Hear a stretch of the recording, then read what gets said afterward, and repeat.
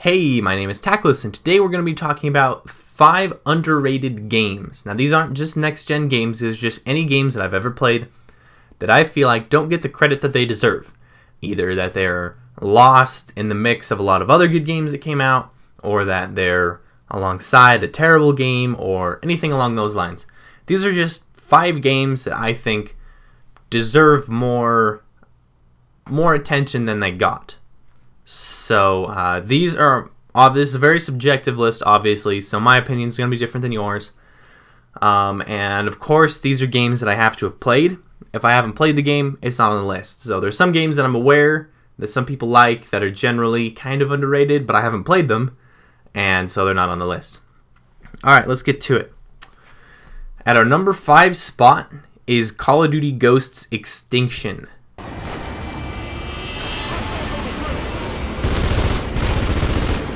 Now, let me differentiate. This is not Call of Duty Ghosts. This is the third game mode focusing on the aliens, or cryptids. And this is an awesome game mode. Even though Call of Duty's third game mode is known for being zombies, and that people were disappointed in the fact that it wasn't zombies, it is a great mode standalone. The cryptids are intelligent, they're interesting, there's a good variety of them. The story is, it's somewhat interesting. The game, good or bad, almost feels like Infinity Ward took the list of complaints that people have for zombies and made a game out of it. Like, people don't like that zombies has no ending. People don't like that you can't buy ammo. People don't like that you can't get the good guns all the time. People don't like that there's not score streaks. So they took all of those and made them into Extinction. And I think Extinction turned out really well. It's also fun to have kind of a linear gameplay, even though you can, of course, run back, run forward. And that there's boss fights, which there are some boss fights in zombies, but they come every 5 waves or so, and they're not as intense as, say, the Kraken. It's also worth mentioning that this is the first Extinction game, and it did pretty well, but we can assume that next Infinity Ward's next game will have even better Extinction gameplay, because Treyarch has, of course, gotten better with their zombies after multiple games, so I can assume that Infinity Ward will get better with their Extinction after a few games. So, I actually picked up the Season Pass for Ghosts purely for Extinction. Multiplayer maps, whatever. People don't like multiplayer. Multiplayer's okay. It's not the best, but Extinction's really fun and definitely deserves a spot on this list because it seems to get lost in the name Call of Duty Ghosts, which is one of the most shunned Call of Duties to date, for good reason. But the third mode is actually really fun, and it deserves to get that credit. At our number 4 spot is Star Fox 64. Let's take out that weapon, boys! Oh, Star Fox. I love this game. And this game is lower on the list just because people who've played it understand how good it is. It's hard to explain, but it's got tight controls, it's fast, the maps were designed really well, and it's got almost infinite replayability. Even if you do the exact same levels over and over again, it just stays fun. It is a good enough game that it spawned several memes from it. Fox and crew are in several all the Smash Bros games, but it seems like a lot of people I talk to don't know much about the original Star Fox, and because of that, it deserves a spot on this list because most people who've played it love it. That's kind of how it is. People who I ask, have you played Star Fox 64? They almost always say, yes, that's the best game ever. But then most people say, I've never heard of Star Fox 64. So, if you haven't played it, go download an emulator or buy it from eBay or something like that and play it. It is an awesome game. Our number 3 spot is Adventures of Link.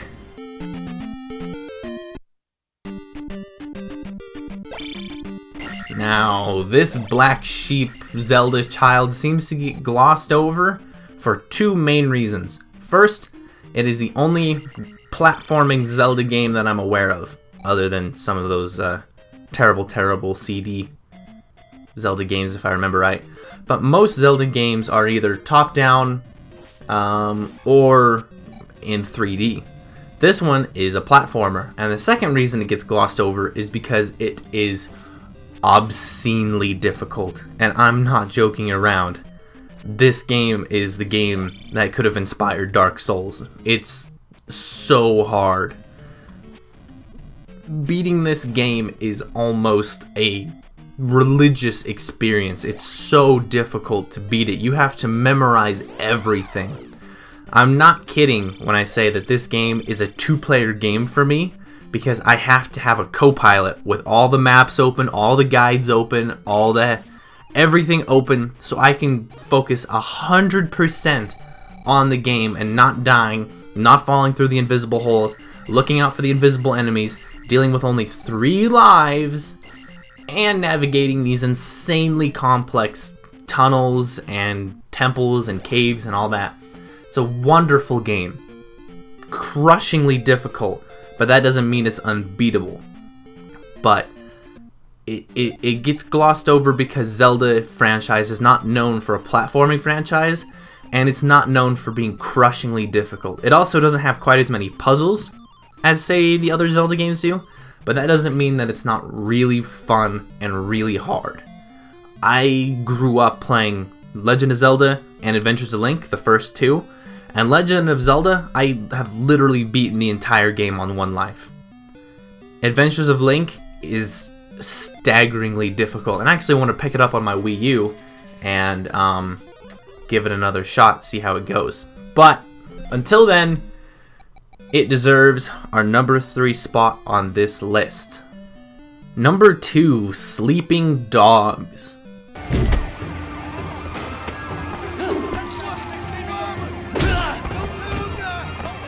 Now, I picked this game up rather recently because it went on sale, but I've had my eye on this game since it came out. Back in 2000, whatever it was, when it came out on 360, I liked the idea of it, even though I didn't have a 360 or a PlayStation. I thought it was a cool looking game, but I was also aware that I'd probably never be able to play it. I picked up an Xbox One, heard it was going to be ported to Xbox One, and I was 1 trip to town away from buying it when it first came out. I don't know why I didn't. I guess I just decided not to for whatever reason. And I waited around eventually until it went on sale, picked it up, and my goodness, it was a fantastic game.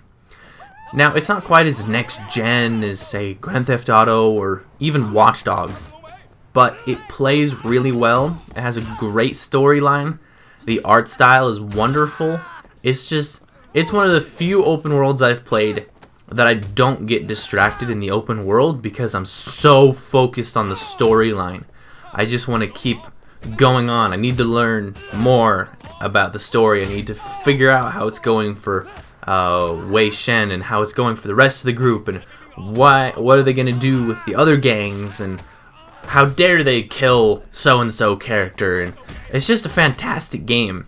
Plus, unlike Watch Dogs, which I feel that Watch Dogs borrowed so much more from Sleeping Dogs than from Grand Theft Auto, but it focuses on melee fighting rather than gunfighting. There are guns, but the melee fighting is a little bit like a slightly dumbed down version of Batman Arkham Asylum or Shadow of Mordor, but it's so flashy, it's so much fun to do. And you can do environmental attacks. You can take someone's head and bash them into a door, or smash their head into under a gate, or put their head into a speaker, or if you get lucky, you can run them across a table saw.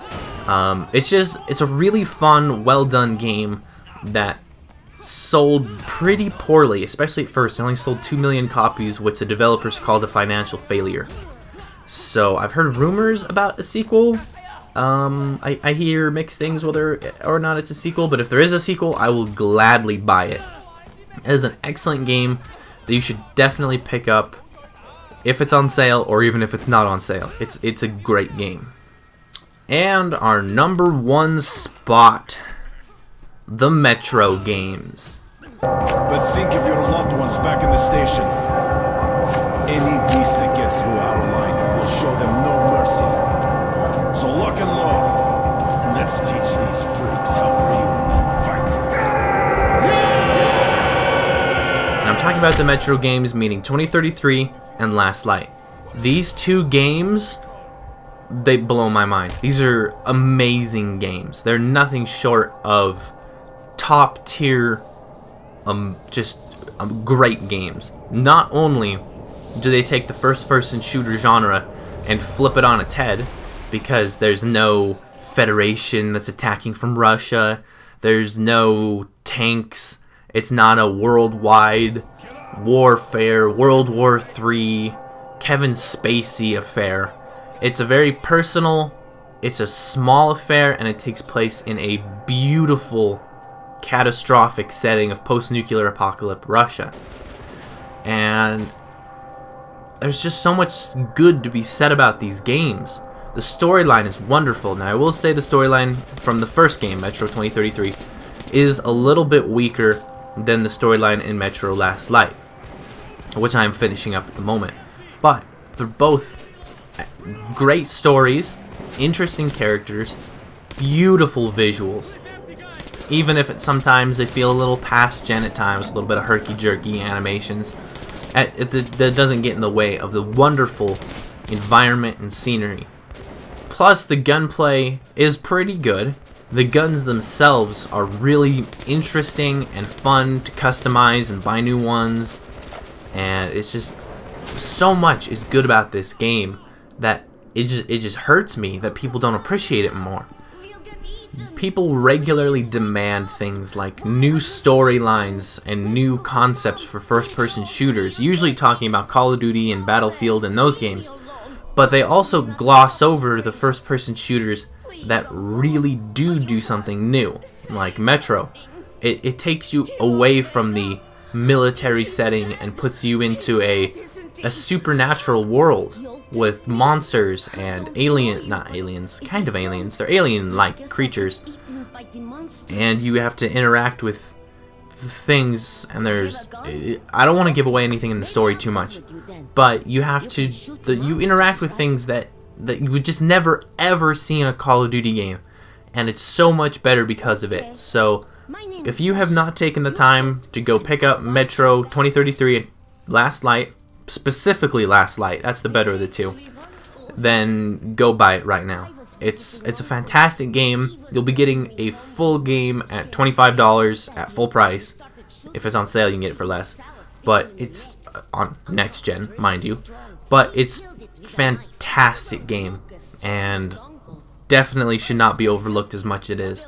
And I know it's getting some more steam now. It's been re-released on next gen and people are actually saying, hey, this is a good game, but enough people aren't that it's frustrating. So you should definitely go pick it up. Thank you for listening to my list of top 5 underrated games. If you've played a game that you feel doesn't get the attention it deserves, please leave a comment below. I'd love to hear your guys' opinion on this and your opinion on this video. So thanks for watching. I will see you guys later. What's that up there?